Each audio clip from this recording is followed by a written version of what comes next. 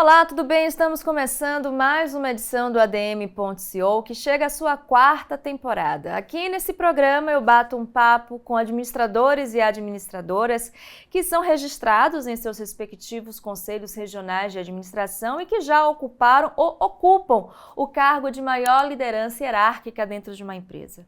Eu sou Maria Rita Werneck, é um prazer enorme receber vocês aqui no canal e também aí no Spotify.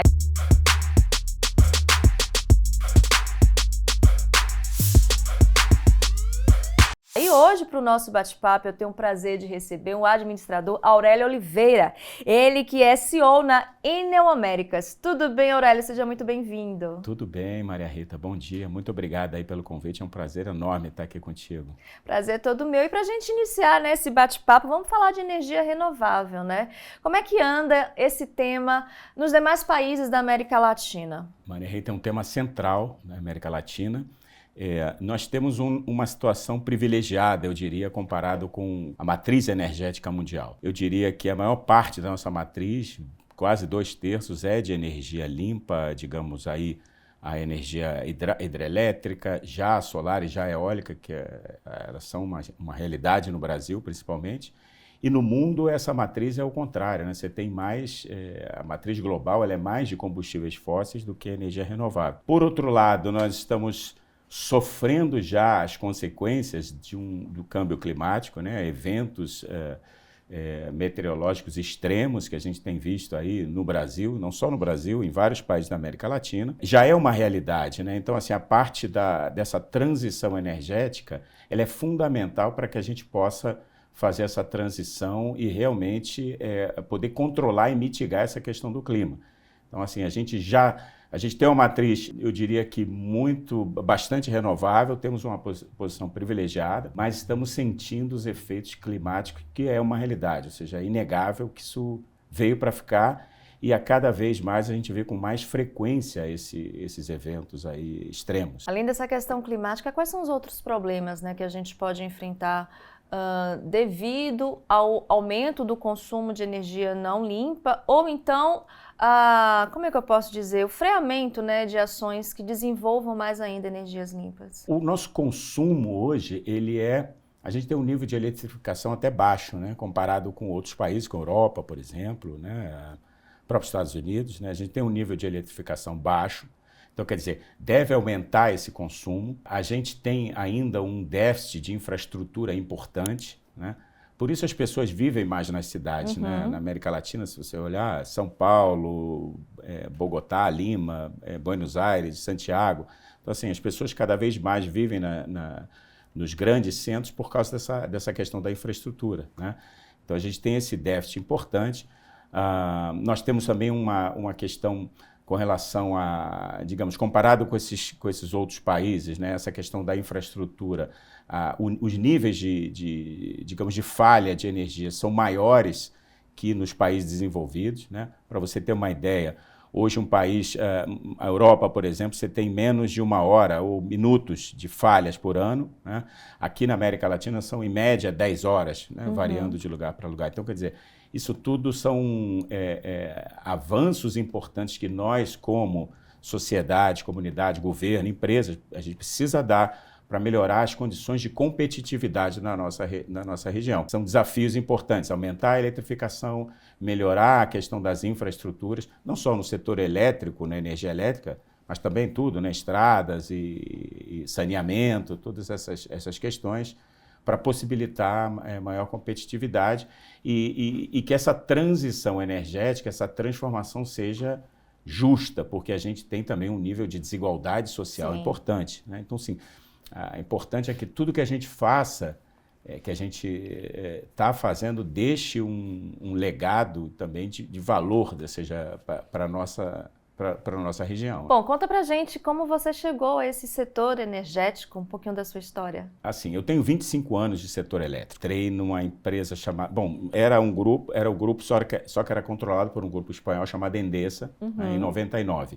Antes disso, eu trabalhei com empresas americanas, né, Sarah Johnson, com a Hexan, antiga Latasa, que não tinha nada a ver com o setor elétrico, era empresa de manufaturas, de latas de alumínio, a outra Sarah Johnson, de produtos de limpeza, produtos químicos. E aí, olhando aquela realidade que a gente estava vendo nos anos 90, né, de privatização e, sobretudo, ali a gente já via que era uma indústria que tinha bastante potencial, né? Então, assim, me chamou a atenção e eu comecei digamos, a direcionar aí meus esforços, meus contatos e tudo para poder migrar um pouco para esse setor. Não foi por acaso, eu busquei esse setor. Então, aí eu entrei no setor elétrico. Na época, essa empresa tinha uma usina chamada Cachoeira Dourada, que era na fronteira de Goiás com Minas Gerais. Então, assim, foi um aprendizado muito grande e no momento onde se estava tendo essa privatização de grande abertura, né? Nós éramos poucos também, foi muito interessante poder vivenciar isso, ou seja, entrar numa indústria nova, com pouca gente, equipes pequenas, e a gente poder construir junto aí uma realidade importante, né? Então, assim, eu te diria que foram 25 anos, mas com muita emoção, com muitas coisas. Foi antes dessa transição que você ocupou o cargo de CFO? Foi durante? Não. Eu entrei como na parte de supervisão, gerência financeira, sempre nessa área financeira, né? Um pouco nessa época, nós éramos 5 na área financeira, então cuidava um pouco de tudo, desde a contabilidade até desembaraçar equipamentos, pagar impostos e tudo, e reportar a parte de planejamento, budget. Então, assim, foi um aprendizado grande. E aí eu fui crescendo. Eu passei a ser... Depois passei para a área de planejamento. Somente em 2013 eu passei a ser CFO. E aí eu fui para a Colômbia. Foi a primeira vez que eu saí, digamos assim, para trabalhar fora do Brasil. Para ser mais específico, saí para trabalhar fora do Rio de Janeiro, né? De alguma forma ali eu sempre vi o mar, né? Fui para Bogotá, onde não tem mar, e foi uma experiência incrível, né? Então, assim, aí eu comecei um pouco mais essa função de C-level, né? De CFO e tal. Que foi uma experiência muito interessante. Como é essa rotina, né, de ser um líder no exterior, que ainda tem demandas no Brasil? Você, por exemplo, a cada 2, 3 meses vem para o Brasil. Você hoje é sediado no Chile, é isso? Sediado em Santiago, Santiago, e a cada 2, 3 meses você vem para o Brasil. Como é que é a sua rotina? Fala pra gente. Nós, na Enel Américas, a Enel Américas é uma holding baseada em Santiago, e ela controla os investimentos no Brasil, na Colômbia, na Argentina, no Peru, e na Colômbia temos também centrais renováveis no Panamá, na Costa Rica e na Guatemala. Então, assim, tem estando sediado no Chile, a gente tem uma rotina, digamos, de controle dessas operações. Eu te diria que mais no âmbito financeiro, né? Essa holding, ela provê os recursos para os investimentos que a gente precisa fazer na região, que não são poucos, são investimentos gigantes. Para você ter uma ideia, são aproximadamente, aí estamos falando de 1,7, 1,8 bilhões de dólares por ano, né, em todos esses ativos. Sim. Você tem toda uma rotina de levantar esses fundos, de administrar e gerenciar esses fundos para essas necessidades, né? Também tem toda uma questão de reporting para os acionistas. Eu tenho acionistas, tem um grupo controlador que é a Enel, mas tem fundos de pensão chileno, tem investidores institucionais, enfim, que demandam bastante os principais riscos que a gente tem, monitorar isso e poder prover a eles as informações corretas e, enfim, também manter aí nossa ação valorizada, que eu acho que é o principal objetivo também nesse trabalho, bacana, né? Ou um deles, né? Bom, a gente está falando aqui de uma empresa, gente, gigantesca. Eu vou trazer alguns números para vocês entenderem um pouco. A gente está falando de um mercado global, são 30 países que a Enel atua em 5 continentes, e a gente sabe que quanto maior a empresa, maiores são os desafios, né? Considerando o tamanho da Enel, na sua opinião, Aurélio, como é que empresas grandes como a Enel podem ajudar nessa questão da preservação do meio ambiente? A gente está falando muito de ESG, né, nos últimos anos. Qual a participação de empresas desse porte nesse processo? A gente tem um papel ainda mais em países que a gente tem déficit de infraestrutura, déficit de importante desigualdade social, você não pode fazer negócio de uma forma onde você não considera de verdade todos os stakeholders, toda a tua externalidade dentro daquilo que você faz, né? É claro que a gente tem que buscar o lucro, mas o lucro inserido num conceito sustentável, onde eu produza valor para as comunidades, né? Pagando nossos impostos também, né, de forma correta, para os nossos clientes, fundamental, desenvolver cadeias de suprimento local. Então, assim, a gente tem uma responsabilidade muito grande, né? Como que essas empresas elas podem contribuir? É muito importante ter essa atuação local. Você não consegue administrar tudo isso por joystick, né? Você tem que estar ali no terreno com os teus clientes, escutando, melhorando a qualidade de vida das áreas que você atua, o meio ambiente. Então, assim, o que a gente faz trazer, uma grande empresa, é uma empresa que tem capital, mas quando você faz todos esses investimentos e quando você desenvolve seus negócios nos países, você deixa um legado, deixa uma contribuição de forma que seja um ciclo virtuoso aí. Ou seja, que a cadeia de provedores local se desenvolva. Não é aquele velho conceito de explorar um território, tirar tudo dele. Não é assim. Isso não funciona, porque em algum momento vai dar problema, você vai ter um problema, né? Então, a forma como a gente atua sendo um grupo grande, desenvolver os nossos negócios de forma que todos cresçam junto. Eu acho que assim, a gente vê coisas como a pandemia, por exemplo, né, que na época eu estava como CFO, né? Então, assim, quando teve a questão da pandemia, a primeira coisa que o financeiro pensa eu tenho que receber o dinheiro dos meus clientes e tenho que postergar os pagamentos. Assim, mas essa é uma coisa que não funciona, porque você vê, olha, ou a gente passa por isso todo mundo junto, então a gente dá as condições para o cliente, as melhores condições para os clientes, que os clientes estão passando por uma questão complicada, né? E os provedores vão junto com a gente, ou seja, não adianta você espremer uma parte da equação.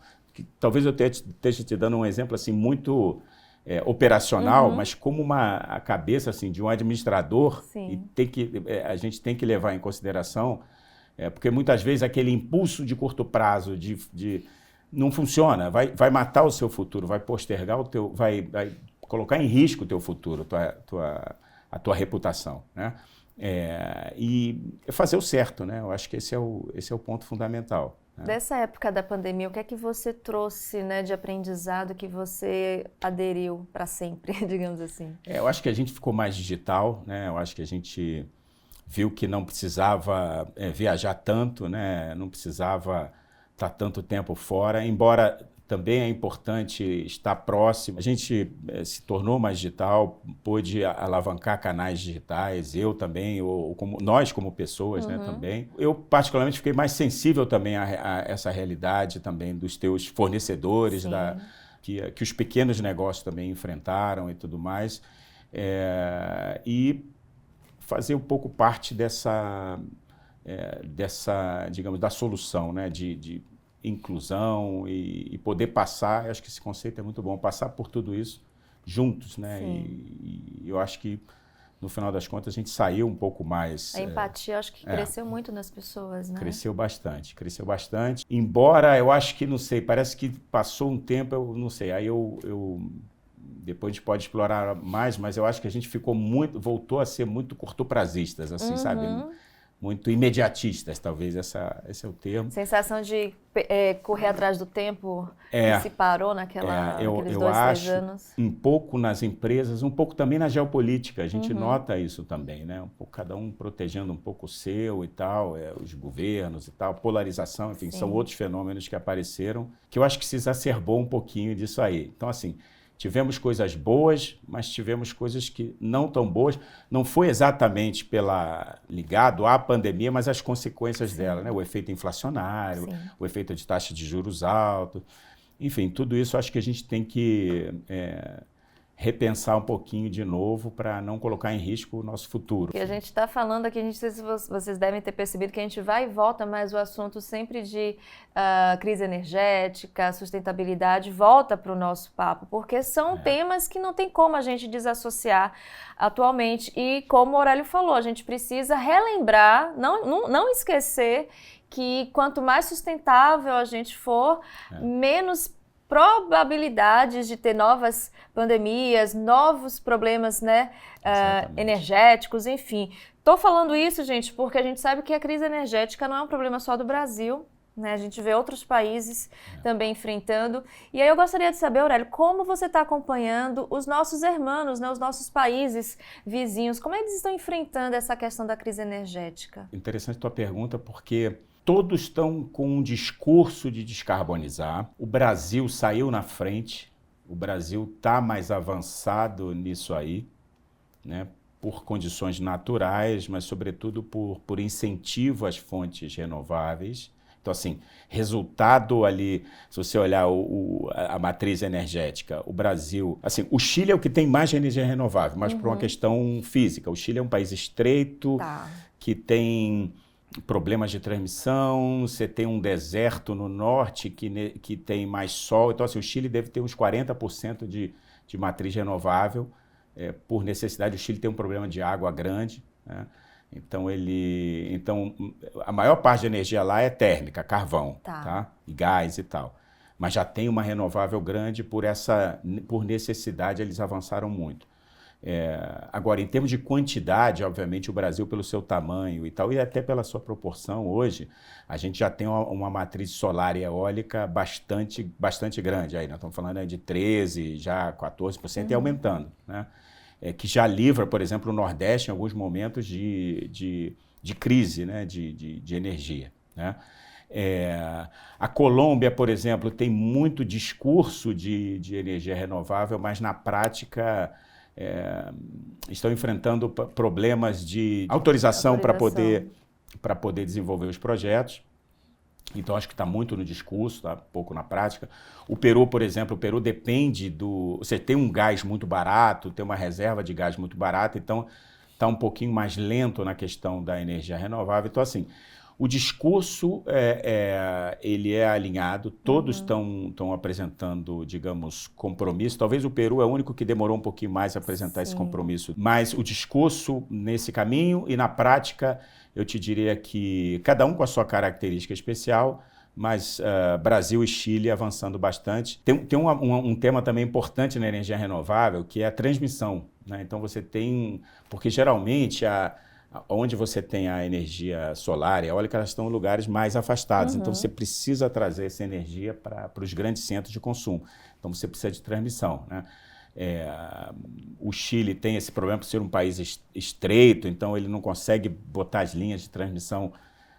Então lá é todo um tema, né?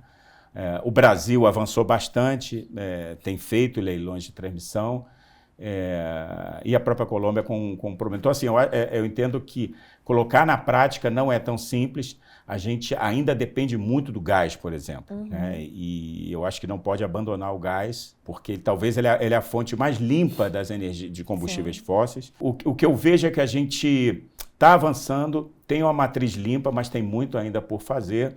E não podemos abandonar essa fonte de energia, que no caso é o gás, né, que pode nos dar uma segurança em momentos críticos, né, de falta de água. A gente depende muito de chuva, né, de água. E isso é um fenômeno difícil de prever isso no longo prazo, não é fácil. Agora, de acordo, né, com o Banco Mundial, o Brasil tem tudo para se tornar uma grande potência de energia verde. No início do programa, a gente já falou que faltam alguns investimentos necessários. Na sua opinião, o que é que de fato está faltando para o Brasil se tornar essa potência, já que ele como é que eu posso dizer, ele tem na sua geografia benefícios que facilitam isso? A tecnologia também está ajudando, né, para isso? Realmente, o Brasil ele já é uma realidade em termos de energia limpa, né? Ele já é uma realidade. ele tem uma dependência ainda de chuva importante, porque a gente tem aí 60%, quase 60% de água, dependendo de chuva. O que eu vejo hoje é que a gente precisa ter mais segurança energética, a gente não tem como abandonar as fontes térmicas, como eu dizia, o gás principalmente, né? E a gente precisa de planejamento, a gente tem que trabalhar no planejamento para não depender muito de uma fonte ou de outra, né? Ou demasiado de uma fonte ou de outra, para que a gente possa ter uma matriz confiável, tá? Uma coisa que ajudaria muito também é a gente hoje não consegue monetizar isso. Ou seja, isso a gente tem a matriz né, ou seja, que bom, legal, mas... O que significa monetizar? Aí eu vejo que a gente podia trabalhar no conceito de mercado de carbono, por exemplo. Você vê, a matriz brasileira ela é exatamente complementar à matriz global, né? Se a gente conseguisse, de alguma forma, neutralizar esse efeito, ou seja, alguma empresa, alguma produção na Europa, onde eu possa compensar esses efeitos com crédito de carbono, então esse mercado de carbono, ele não é a solução, mas ele é uma forma de eu já trazer valor para isso que eu estou falando, né? Então, acho que esse é um dos pontos. Sim. De novo, não é a solução, mas é uma forma de eu já no curto prazo trazer valor para essa posição. E 2, preservar isso. Né? Preservar não significa matar as outras fontes, mas fazer de uma forma planejada e introduzir as tecnologias, né? A gente tem aí a questão das baterias, que estão evoluindo bastante no setor elétrico. A gente está numa região onde isso é outra coisa importante. Todas as commodities necessárias para a transição energética, para bateria, para veículo elétrico, a gente tem uma riqueza grande aqui na América do Sul, né? O lítio, o cobre, enfim. Então, isso é uma coisa que a gente precisa aproveitar e deixar um legado aqui, não fazer uma exploração, uma mera exploração de tirar isso daqui e não deixar um legado. Então, eu acho que esse é outro ponto que a gente pode utilizar bastante para poder deixar um valor aqui, poder transformar tudo isso numa realidade, né? Como a gente falava no início, o nível de eletrificação ainda é baixo, então a gente deve aumentar bastante, né? Então, veículo elétrico, iluminação pública eficiente. Nossas cidades ainda têm um gap de iluminação, né? Quando a gente vê aquele mapa das luzezinhas, né? Você vê mais luzes nos Estados Unidos, na Europa, e aqui você vê pouca luz. Então, assim, iluminação é inclusão, iluminação eficiente, redução de violência e tudo. Então, acho que são coisas que a gente precisa aproveitar, né, para poder realmente transformar essa questão da transição energética numa transição justa que traga valor para a nossa região. Agora, qual o papel do consumidor dentro desse processo, né? Se a gente tem um consumidor mais exigente, mais disposto a utilizar energias limpas, renováveis, a indústria se tornará também, né?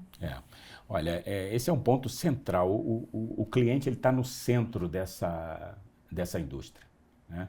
Falado assim parece um clichê, mas se você olhar 50 anos atrás, a gente colocava qualquer energia na rede e ninguém sabia se era nuclear, e ninguém tinha voz. Não é assim hoje. Então, o cliente tem um papel central, ele tem que estar atento ao que ele está consumindo, à sua eficiência, à qualidade que ele está tendo nisso aí, e tem que usar a sua voz, tem que usar o seu poder, né? Seja individual, seja unindo a outras vozes, porque ele faz parte dessa transição, é uma parte central de tudo isso aí, né? Se o cliente não está inserido nesse debate, nesse pensamento, nessa transição, não vai funcionar. Não vai funcionar. Então, assim, a gente realmente tem, um dos pontos que a gente tem modificado bastante ao longo desses anos realmente colocar o cliente no centro de tudo isso aí, porque no final das contas ele é o grande poder, o poder da indústria está na mão do cliente. E a gente consegue identificar perfis diferentes do consumidor de cada país? O que é que você pode trazer para a gente? Totalmente. E não só dentro de cada país, no próprio Brasil, a gente vê comportamentos completamente diferentes e é muito interessante isso, né? A gente atende regiões, por exemplo, que são mais pobres que São Paulo, por exemplo, no Ceará, né? E a gente vê um comportamento diferente, uma honradez sabe, que eu vejo no Ceará, que é muito interessante ao longo dos anos de consumir, de pagar a sua conta, de ter uma voz, de ser proativo. Questão de desperdício. Desperdício. Eu tenho outro comportamento, por exemplo, no Rio de Janeiro, né? Você tem comportamentos diferentes que são construídos ao longo do tempo, né? Ao longo Então, assim, dentro do próprio país eu tenho essa diferença. Quando eu vou para outros países, por exemplo, a Colômbia, também tem um comportamento diferente. O nível de identificação com a empresa lá não chega a ser um love mark, mas assim, é muito forte a identificação que o cliente tem com a empresa. E eu vejo que tudo isso tem uma marca fundamental que não tem jeito, não é só pela marca em si. Se você não coloca o cliente no centro, não entrega, não tem aquela relação de a cada dia, a cada pequeno contato importa, é um colchão que você vai construindo. E se você não faz isso, um evento qualquer, aquilo se deteriora de uma forma muito rápida. Então, assim, eu acho que esse é um aprendizado grande. O cliente, ele é local. Não dá para tratar o cliente de longe, achando que é tudo igual, que cada um vai aceitar qualquer coisa. Não é assim. Claro que você tem inovações tecnológicas que isso é muito bom, ser parte da Enel, por exemplo, né? Que a gente vê coisas que funcionaram em certos países, tecnologias, telecontrole da rede, por exemplo, você consegue isolar um problema e prejudicar menos as pessoas numa determinada região. Você pode trazer isso para um país. Mas sempre precisa passar por uma espécie de crivo, né? Se aquilo de alguma forma está dentro do que o cliente aceita, quer e precisa. Porque não estando, você se adapta. Exato. Muitas vezes, eu sou muito sincero, a gente traz essas melhores práticas pensando também que aquilo vai ser uma solução maravilhosa e quando vê na prática não funciona naquilo ali, a gente já implementou.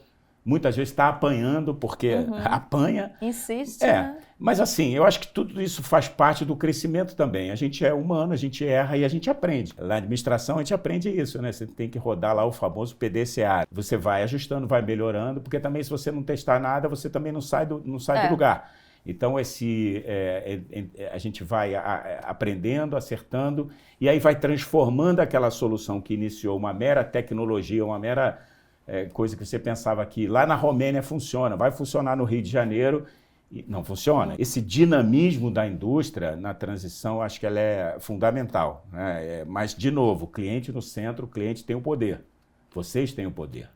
Isso aí. Nós temos o poder. Exatamente. Bom, vamos falar agora sobre liderança, né? A gente está aqui com um líder que está há quantos anos já assumindo liderança de equipes? Mais de 25 anos. Liderança de equipes, eu acho que sim, 25 anos. Por aí. E com a demanda de liderar equipes em países diversos. Como é esse desafio, liderar pessoas de diferentes países, diferentes culturas, né? É muito interessante, é um aprendizado enorme, né? As pessoas também são diferentes, óbvio, cada um tem sua característica. Assim, é muito gratificante quando você consegue trabalhar junto com uma equipe de pessoas diferentes, diversas, normais e que fazem coisas extraordinárias, né? Eu acho que quando você consegue isso é muito, muito gratificante, né? Tive essa experiência primeiro no Brasil, eu te comentei que eu entrei no início éramos 5 pessoas e tal, e a gente fazia um pouco de tudo, né? Fomos crescendo, chegamos a 120 pessoas no Brasil, depois eu fui para a Colômbia, fui liderar um time totalmente ali colombiano e tal. Foi uma experiência fantástica, porque você aprende muito, a cultura diferente e...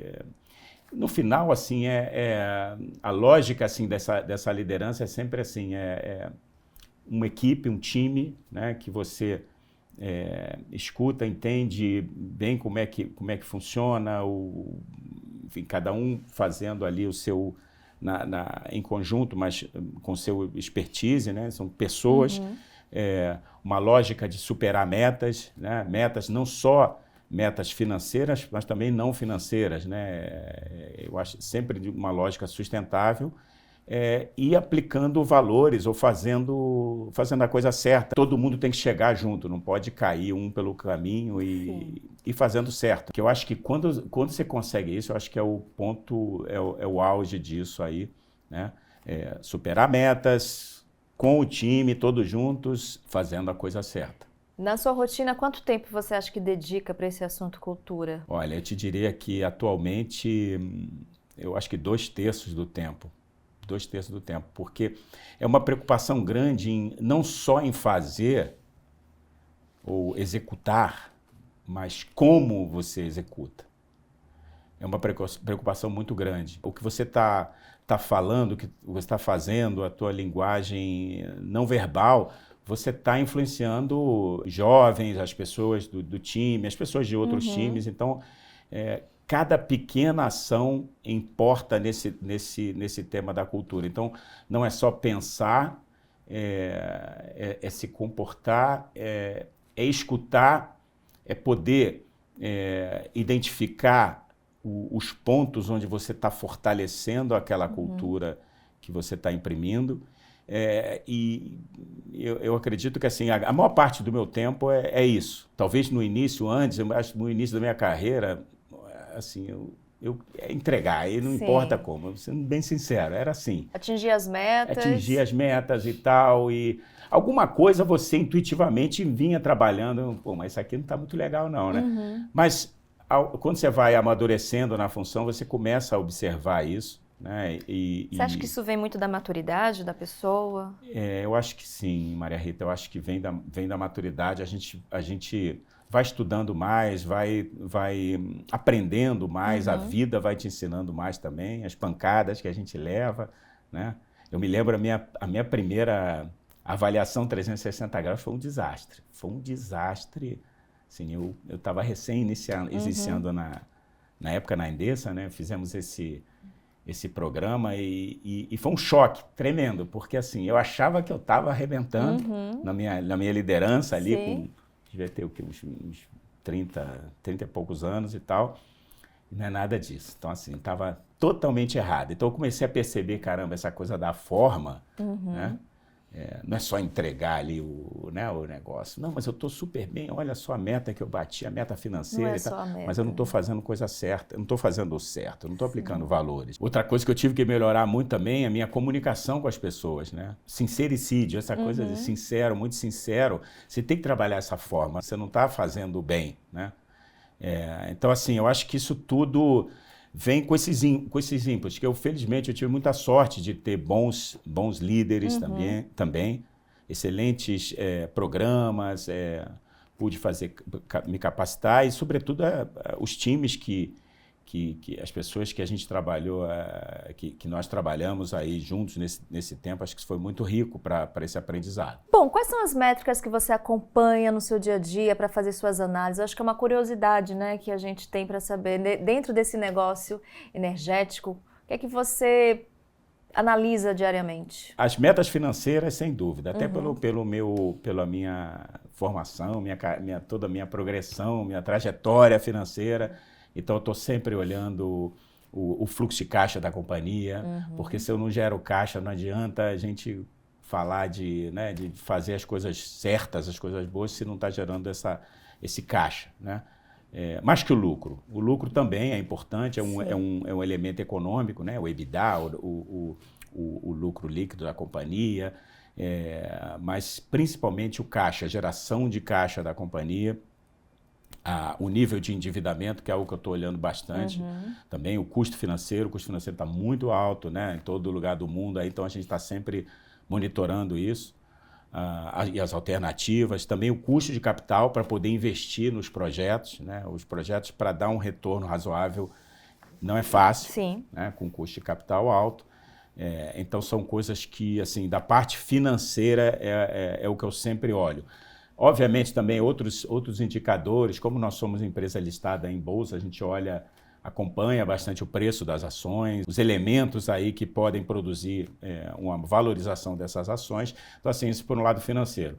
Também olhamos muito a questão das emissões de carbono, né? Nível de CO2 que a gente está emitindo nas nossas operações, na nossa capacidade instalada, né? O nível de evolução dos projetos renováveis que a gente tem também, esse é um ponto importante, sobretudo uma região onde a gente tem, esse é um fator importante, né? Que nós comentamos no início, a dificuldade de você avançar com os projetos no terreno, sobretudo permissos locais, autorizações locais, temas sociais nas comunidades, então tudo isso afeta o avanço do projeto, né? Então, assim, o avanço, olhar essa parte também é importante, entender os pontos aí onde a gente pode aportar e ajudar.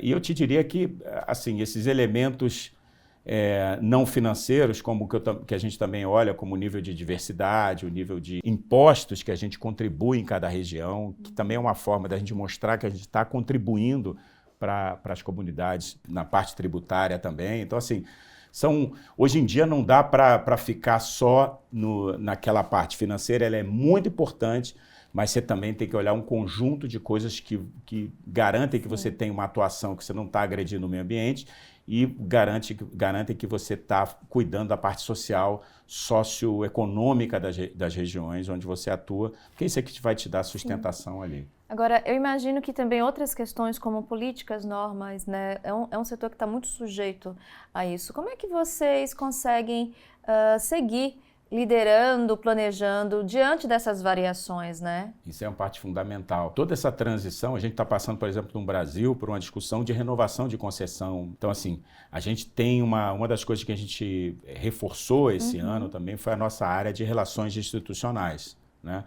Não só no Brasil, mas também Brasil principalmente, mas também nas outras regiões, né? Então, assim, a gente tem uma área específica forte, com bons assessores também, para acompanhar tudo isso. A gente hoje tem, eu te diria que só no Brasil a gente pensa muito no federal, né? Mas você tem municipal, você tem estadual, a gente tem quase 380 municípios que a gente impacta, né? Isso só na distribuição, sem falar na parte renovável, que tem lá no Piauí, tem na Bahia também. Então, acompanhar tudo isso, você precisa a gente tem utilizado muito a questão de analytics, de inteligência artificial, um pouco para fazer esse acompanhamento, mas, sobretudo, reforçar a liderança nessa função, né? E aí entra também a comunicação corporativa, que é outro tema fundamental que a gente reforçou, né? Acho que unido aí a relação institucional, esse acompanhamento das políticas e toda essa questão de normas numa atividade meioambiental, tributária, financeira, tudo isso aí. E, além disso, regulatória, que nós somos de uma atividade regulada, então você tem que reforçar os times aí, sempre através das pessoas, poder fazer, e aí aplicar tecnologia, né? Agora, é uma parte central. E em torno de tudo isso acontecendo no dia a dia, né? Que você tem eventos climáticos extremos, você tem que você não controla, né? Não tem esse controle. Não tem como controlar. São Paulo, por exemplo, no final do ano passado, que todo mundo conhece, a gente teve eventos aí de mais de 100 km por hora. Nossa rede não estava preparada para isso. A regulação não está preparada para isso. Então, a gente também precisa, com esses elementos, além de resolver essas crises, né, mas que isso sejam inputs para melhorar continuamente, não só e principalmente a relação do dia a dia com o cliente, mas também na definição de políticas regulatórias que contemplem essa realidade que hoje elas não estão contempladas, né? Fala-se muito de inovação, né, Aurélio? Como é que a gente vê a inovação dentro do setor energético, por exemplo? Muito. Eu acho que desde a parte da própria geração de energia, Maria Rita.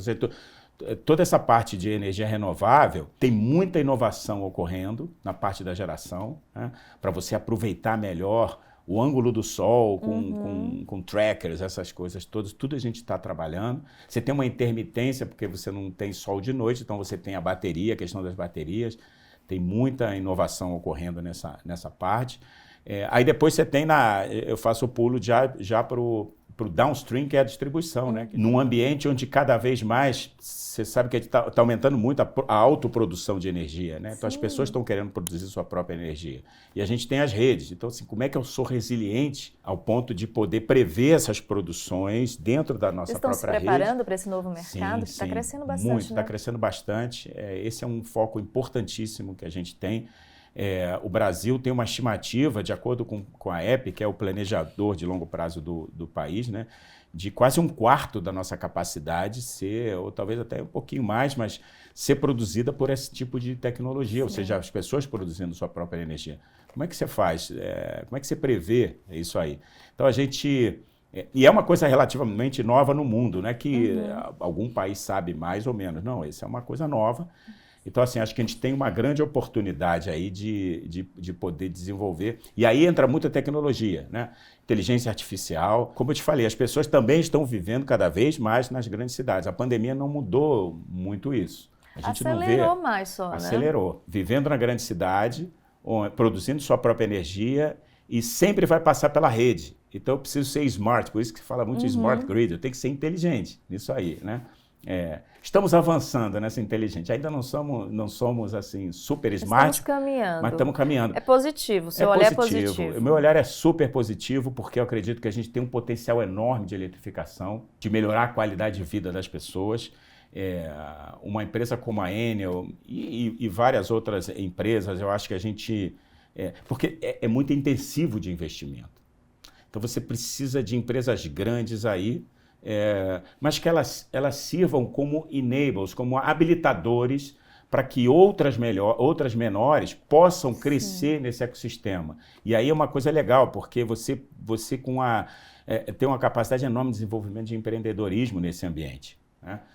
E nós estamos sendo já os grandes operadores de tudo isso aí, embora grandes habilitadores para que esse empreendedorismo possa operar. Muita gente questiona a questão da concorrência, né, nesses setores primordiais da sociedade. Como é que você vê essa questão? Vamos pensar aqui um cenário, um quadro em branco, cada um se vira e produz a sua própria energia.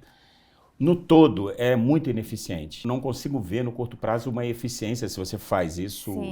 Então, desde já, a questão desse monopólio da concessão, ela é o que produz mais benefício para a comunidade, para a sociedade. De forma mais eficiente. Ponto. Existem estudos, isso já é um tema pacífico. Existe o âmbito da competição, a gente acabou de falar agora do elétron, né, do commodity, da geração de energia, onde isso tem espaço para abrir. Eu acho que a regulação está abrindo para isso, que é a autoprodução de energia, né? Tem que fazer de uma forma bem regulamentada, tem que fazer de uma forma justa, porque hoje somente quem tem dinheiro pode fazer isso e quem não tem dinheiro vai pagar por essa estrutura. Isso não é justo. Isso não é justo, né? Então, assim, eu acho que tem que se fazer de uma forma equilibrada, justa, para que todos se beneficiem e que abram espaço para cada vez mais novos. E a gente está falando aqui da geração distribuída, mas eu acredito muito que também startups aí de energia, imagina você unindo isso com o mercado de carbono, eu acho que abre um espaço para novos e pequenos empreendedores gigante nisso aí. Você acha que falta ainda as pessoas enxergarem esse novo mercado?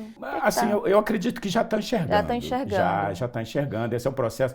A gente não falava de energia, né, um tempo atrás, e não era um tema que a gente falava, como sociedade, assim, sim, né? Sim. Não se discutia tanto. Não se discutia tanto, e hoje em dia já está, eu acho que daí não tem mais volta. E eu acho isso ótimo, acho isso excelente, acho que abre um espaço para você que quer empreender, que quer olhar bem esse mercado e ver as potencialidades que tem nesse mercado. A Enel, as empresas, elas não vão poder abraçar tudo e nem conseguem abraçar todos os negócios. Não, eu vou fechar aqui, vou fazer igual o taxista com o Uber, né? Sim. Não funciona assim. A gente realmente quer ser um habilitador para todo esse tipo de ideias e negócios de inovação que possam caminhar junto na construção e para uma transição justa. Ficar atento nas brechas, né, que o mercado abrir, e aí você que está atento, ligado, já sai na frente. Exatamente. Bom, a gente vai falar agora, a gente está quase chegando no finalzinho do nosso programa, mas eu não poderia não mencionar aqui com o Aurélio a questão Internacionalização da carreira, né? Você é um exemplo de profissional da área da administração, começou no Rio de Janeiro, aqui no Brasil, e tem sua carreira internacional.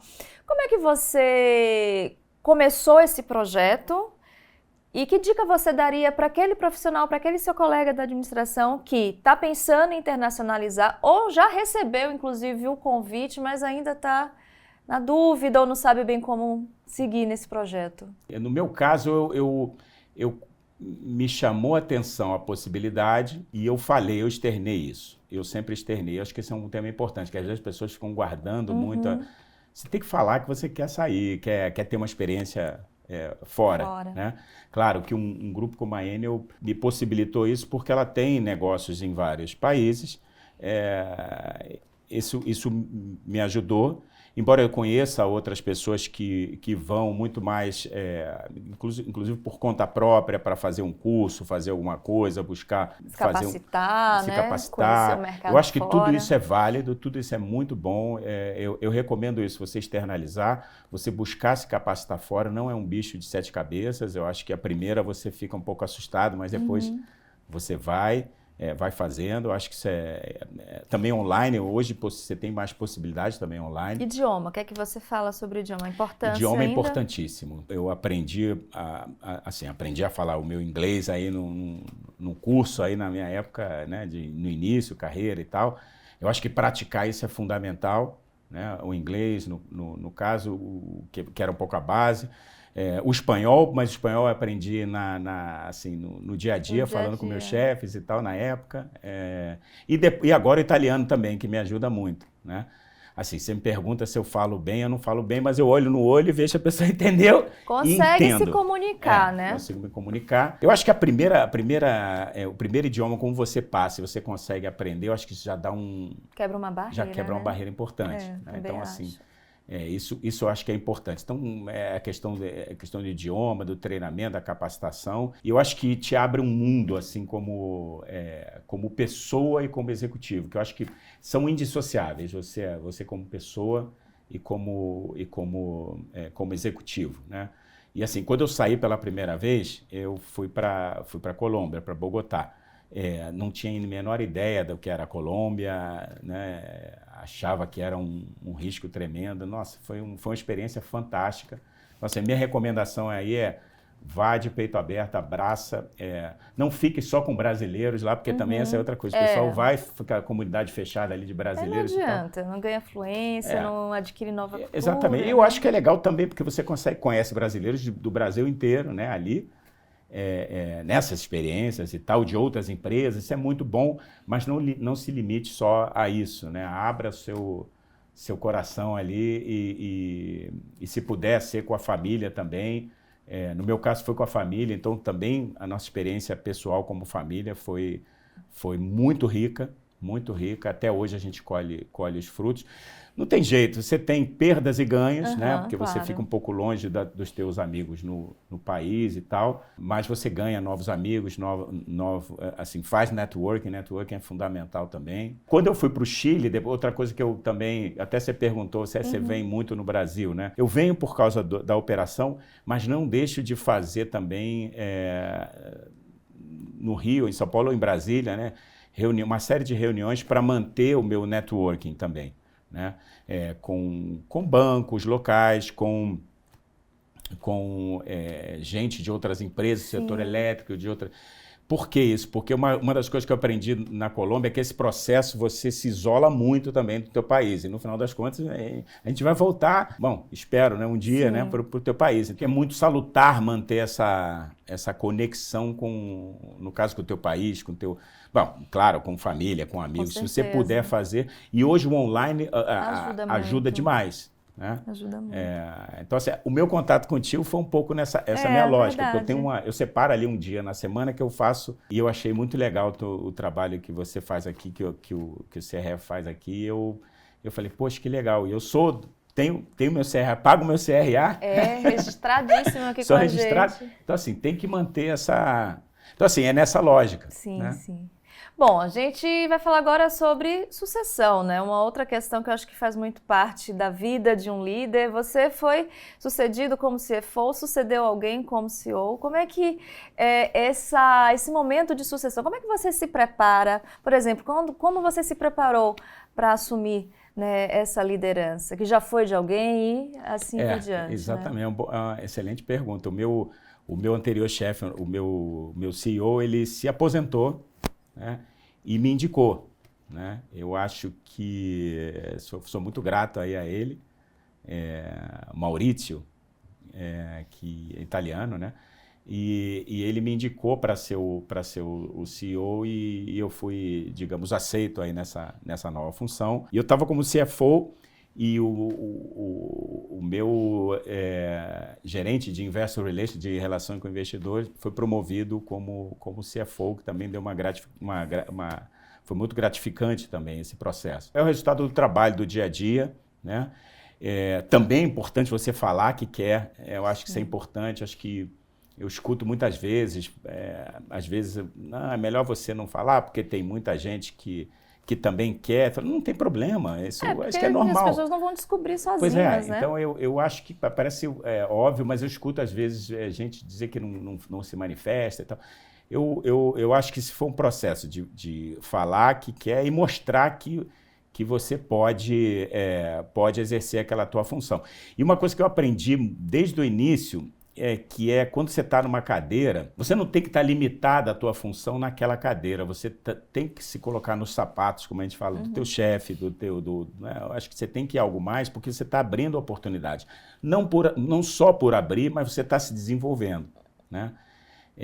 Eu me lembro um colega no início da minha carreira que a gente conversava, que eu me lembro ele falar assim, não, eu sou um analista, mas o dia que eu for um supervisor eu vou fazer, e eu falo, pô, mas por que já não faz isso, né? Eu acho que é um pouco isso, eu acho que a gente, quando você já se coloca com um genuíno sentido, não de ser promovido ali, mas você faz já com o escopo, como o teu chefe, por exemplo, como o cargo que está acima, ou presidente, ou CEO da empresa, né? Como você já está desenvolvendo ali uma aptidão. E como saber o caminho certo para se preparar para atingir esses cargos futuros, por exemplo? Fazendo no trabalho, mas sempre com uma visão ampla do que você está produzindo, mas, sobretudo, aprendendo com as pessoas, olhando teus pares, teu chefe, teus chefes, o CEO da empresa. Eu acredito que é um processo que cada pequena ação importa. Complemente isso também com a parte de treinamento, de educação, né? Eu acho que isso é fundamental. Eu particularmente, sempre fiz alguma coisa dentro de um período de não mais de 2 anos, né? Eu já estou até devendo, porque o último que eu fiz foi um treinamento de management na Colômbia, um treinamento que durou 2 anos por causa da pandemia, sim. na Columbia Business School, em Nova York. Mas, enfim, eu sempre vou fazendo alguma coisa, seja fora, seja no Brasil. Eu acho que isso complementa muito, porque te dá também uma visão de outros executivos. Você faz um network legal, você vê outras formas de resolver problemas, né? Formas de vanguarda de resolver problemas. Não precisa ser fora. Aqui você tem, aqui no Brasil você tem escolas fantásticas, Sim, cursos a internet fantásticos. também está proporcionando tanto Vários conhecimento gratuito cursos também. gratuitos, você tem uma possibilidade enorme, infinita. Então aproveite isso, porque isso te complementa, né? A leitura também é importante. Hoje em dia, o que você faz aqui, esse podcast aqui, eu acho que isso é muito rico, né? Acho que você tem uma possibilidade enorme aí de fazer as coisas, e mantendo foco no que você faz também, né? Eu acho que isso é importante. Você está numa empresa você tem ali você tem que se fazer essa pergunta. Eu estou aqui para quê? Para entregar o quê? Aquela pergunta, onde eu quero estar daqui a 5, 10 anos, é bom fazer de vez em quando? É bom fazer, embora pode ser que o caminho vai... Ou seja, você vai chegar num lugar completamente diferente. Mas é legal você fazer essa pergunta, porque ela te traz também ao presente, né? Tudo é um presente, é o presente do passado, o presente do presente e o presente do futuro. Então, essa visão do futuro te traz para o teu presente do futuro. Então, eu acho que esse tipo de reflexão é importante, porque você tem que ter sempre em mente também, porque também é muito fácil você perder o foco, né? E você não pode perder o foco.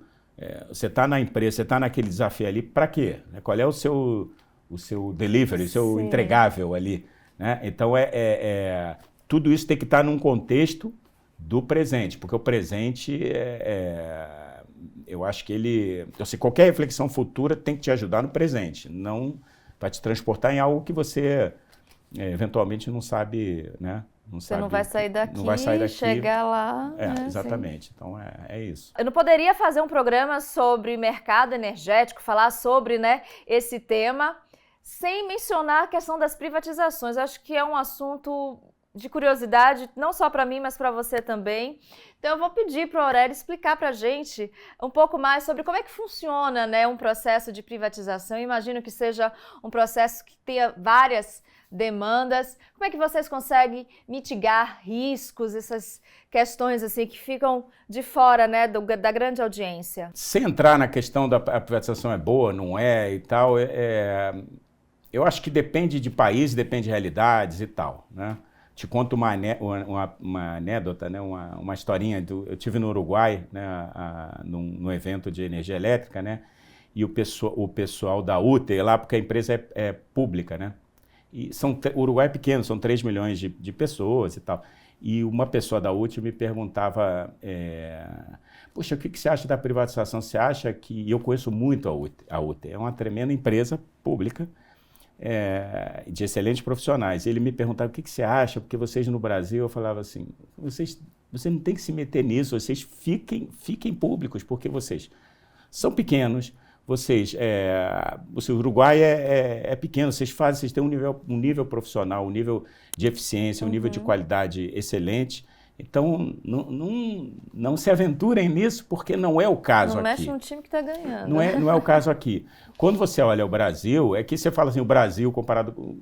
Não tem comparação, né? Então, assim, quando a gente está falando de áreas onde você pode ter uma competição de players que globalmente já fazem isso há muito tempo, né?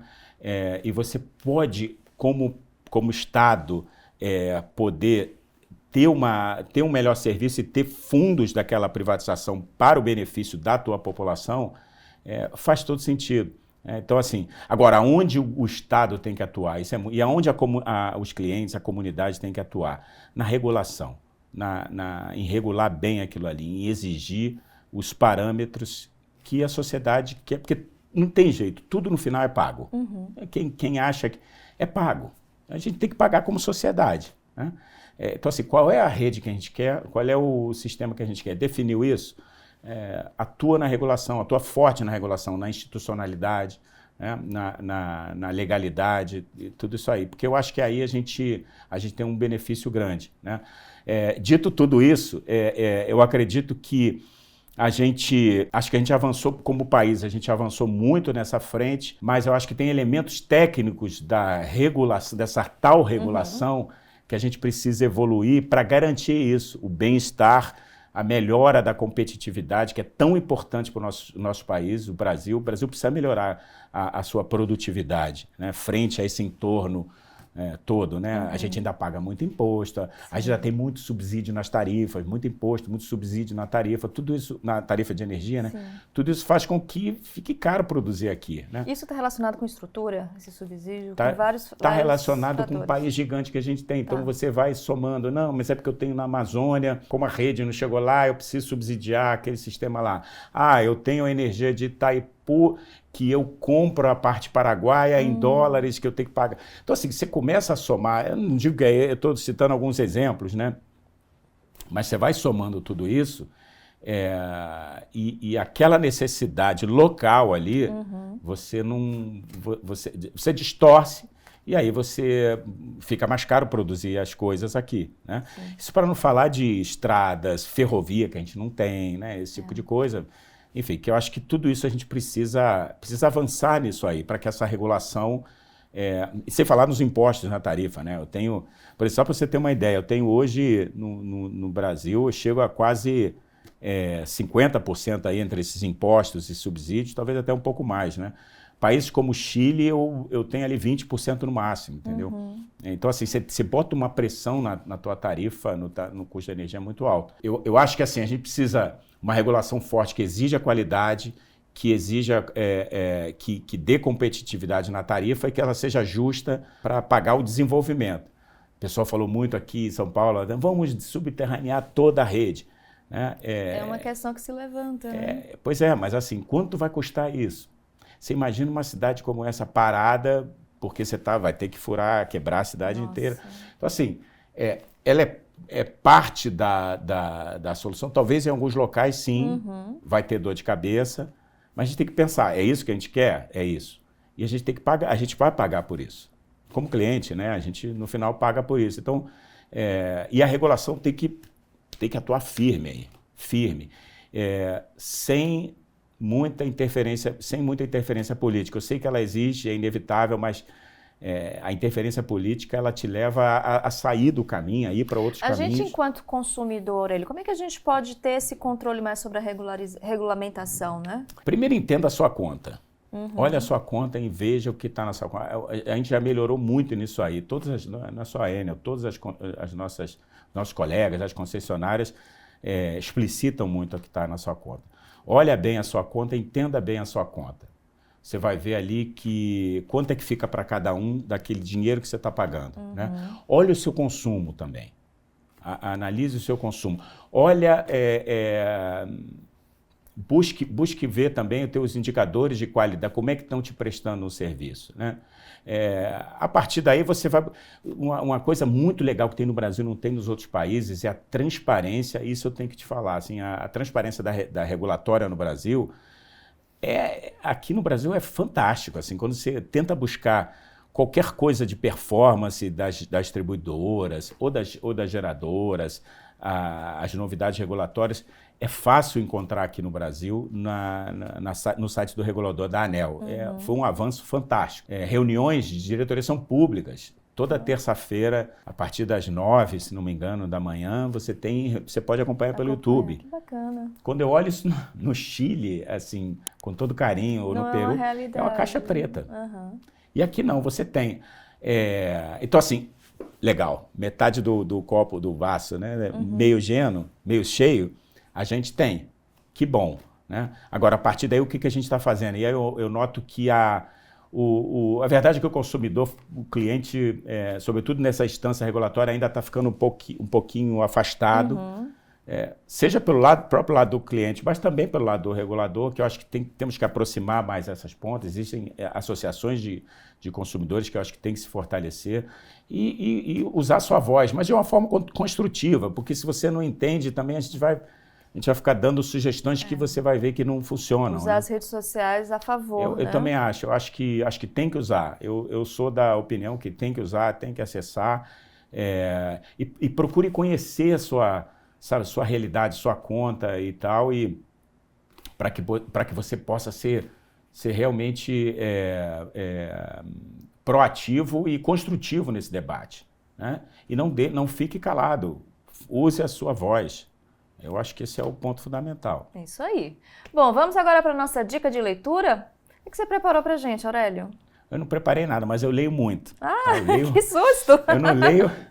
Eu leio, assim, muitos livros assim, ao mesmo tempo, Maria Rita. Eu finalizei um que eu demorei um tempo, mas que foi muito rico para mim, que foi o Principles, Princípios, do Ray Dalio. Esse cara tem uma história muito legal, que ele foi o fundador de um grande fundo de investimento, que é a Bridgewater. Mas o que eu achei legal nesse livro é que ele fala como ele construiu essa parte não só enfim, dos resultados e tudo isso, dos resultados financeiros e da performance, mas da cultura e dos valores da empresa. Muita coisa a gente já sabe, a gente eu já passei avaliação, por exemplo, psicológica das pessoas que entram, alinhamento e tudo isso, mas eu achei legal que ele colocou, me relembrou muita coisa, e ele colocou de uma forma muito estruturada numa empresa que dá certo, que deu certo, que a gente conhece. Então, assim, é muito, muito interessante ver como ele construiu isso. Chama Principles, Ray Dalio. E ele tem, eu comprei também um outro suplemento que é Construa Seus Próprios Princípios, que é dele também. Porque ele diz, assim, você não tem que usar os meus princípios, né? Mas, que legal, hein? E eu achei muito legal porque ele mostra exatamente como ele fez. De novo, muitas coisas intuitivamente, a gente já estudou muitas coisas, no curso de administração, por exemplo, mas que é bom para... É um novo olhar. É um novo olhar e um olhar prático, porque ele conta exemplos e tudo, eu achei muito, muito interessante. E estou lendo um outro, tive com a família passamos o final do ano num circuito da música ali nos Estados Unidos, em Nashville, New Orleans, em Memphis e tal. Maravilha. Fui na casa do Elvis, lá que meu filho gosta, e fomos ver também o museu do Johnny Cash. Então eu comprei um livro que eu acabei de ler agora, que é muito interessante, que é The Man in White, o Homem de Branco, que o Johnny Cash escreveu sobre a história de São Paulo, a conversão de São Paulo no caminho a Damasco. Achei muito, muito interessante a visão dele. Não sabia, gosto muito de música, gosto muito de country music, mas não sabia que ele tinha esse lado, digamos, de religioso dele. Sim, e a história de São Paulo, muito legal, muito bom. Acho que foi acho que não deu uma mudada assim na minha vida, porque acho que é demais, mas eu acho que dá te aterriza também um pouco, né? Que a gente é humano e a gente passa por caminhos, né, complicados e tudo, e você tem que estar sempre pensando melhor, pensando de novo nas coisas e não tomando decisões, às vezes, de supetão e tal, e muito atento aos sinais externos. Isso aí. Bom, a gente fica aí com as dicas, né? Tem para todos os gostos. A gente colocou aqui na nossa edição os nomes e os autores. Bom, o que você gosta de fazer nas horas livres? Viajar, ouvir música, o que mais? Viajar com a família, ouvir música. Eu gosto muito de música. Eu toco guitarra, vou te falar, até os 25 anos eu achava que eu ia ser guitarrista de banda, mas tenho minhas guitarras até hoje. Para você que é o melhor guitarrista da nossa atualidade, sim. É difícil, muito difícil, muito difícil, né? Tem uns nomes assim que você fica espantado, assim, jovens aí que estão despontando. Eu agora não me acordo, Mancuso, tem um sobrenome de um guitarrista jovem aí, toca muita guitarra.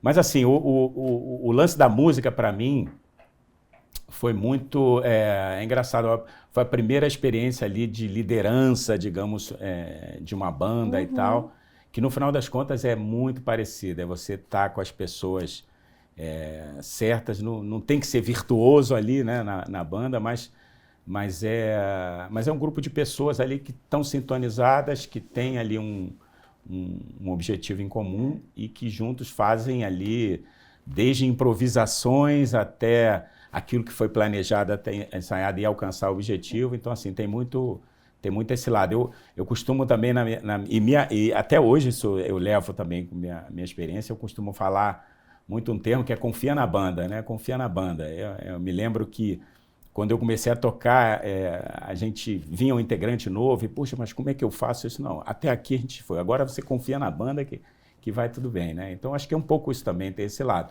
Então, a música é uma paixão, desde a parte de escutar, mas também de tocar e compor algo também, que eu me aventuro às vezes. Bacana. Você falando isso me fez lembrar, eu assisti recentemente o documentário do Bon Jovi, falando da banda. Não sei se você chegou a ver, mas fala muito da questão da liderança, a importância da liderança que o John teve. São 40 anos de banda, né? Muito. Então fala da trajetória como um todo, mas a questão da liderança me chamou bastante atenção. Muito. Porque não só de glória vive, né, uma banda, principalmente no auge do Bon Jovi. Quando chegam os problemas, se não tiver um líder firme, um líder que acredita naquele propósito... Não tem sentido, fundamental. Fundamental, é liderança e é todo o espectro, né? É dar o exemplo, e assim, e tem um conflito, o tema da arte, talvez na minha época, né, essa coisa do profissionalismo não era muito forte, né? Então, assim, era difícil a questão né? Não, a arte foi um dom que Deus me deu e tal.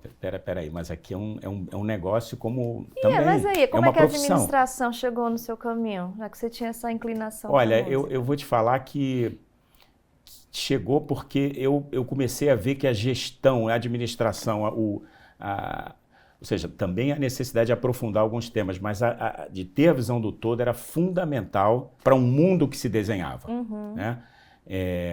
E eu acho que a administração, sobretudo a gestão, a parte da gestão, sabe? Ou seja, de você ter um time, você formar um time diverso e você poder com aquele time fazer junto, chegar junto e fazer coisas extraordinárias. Então, acho que esse paralelo eu levo para a administração, porque no final das contas, assim, não é algo algo multidisciplinar, né? Que você um olhar do marketing, um olhar da comunicação. Hoje em dia a comunicação é fundamental, né? E a gente viu isso no curso de administração, que veio evoluindo também, né?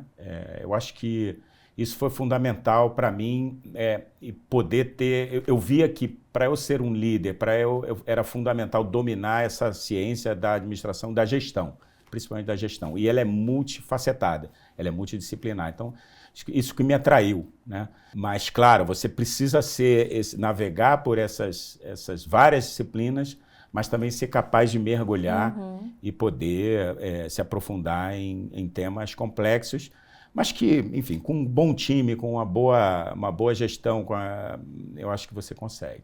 Isso aí. Bom, a gente aqui encerra, infelizmente, esse bate-papo com o Aurélio. Muitíssimo obrigada. Quem quiser continuar te acompanhando aqui depois do nosso programa, onde é que te encontra? A gente deixa os links aí. O que eu mais uso é o LinkedIn, né, onde eu uso para... Está colocando aqui para vocês. Pode colocar. Né?